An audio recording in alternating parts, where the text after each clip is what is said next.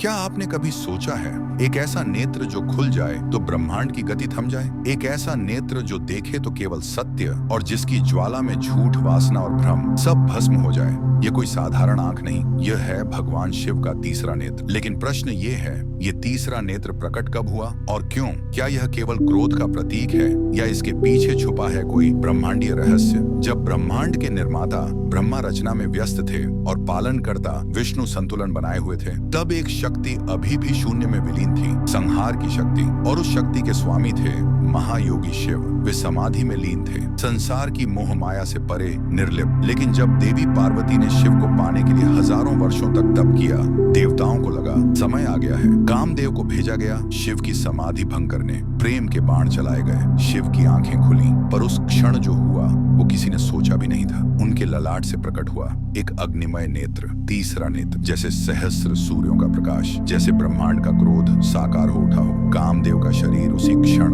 भस्म हो गया। पर यह नेत्र केवल विनाश का प्रतीक नहीं था, ये था ज्ञान का नेत्र, आत्मबोध का, सत्य की लौ का। ये वो दृष्टि थी जो मोह को भेद सकती थी, वासना को नष्ट कर सकती थी और जो देख सकती थी तीनों कालों को, भूत, भविष्य और वर्तमान। रति ने विलाप किया और तब शिव ने उसे वरदान दिया, कामदेव अमर रहेगा पर अब अदृश्य होकर। प्रेम अब दिखेगा नहीं, केवल महसूस होगा। शिव का तीसरा नेत्र केवल क्रोध का प्रतीक नहीं, वो चेतना है, वो जागरण है। जब भीतर का अंधकार बढ़ जाए, जब बाहरी भ्रम हमें निगलने लगे, तब भीतर से एक अग्नि उठती है जो हमें सत्य का दर्शन कराती है। शिव का तीसरा नेत्र तब खुलता है जब हर पर्दा हटाना आवश्यक हो जाता है। क्या आप तैयार हैं अपनी भीतर की आंख खोलने के लिए?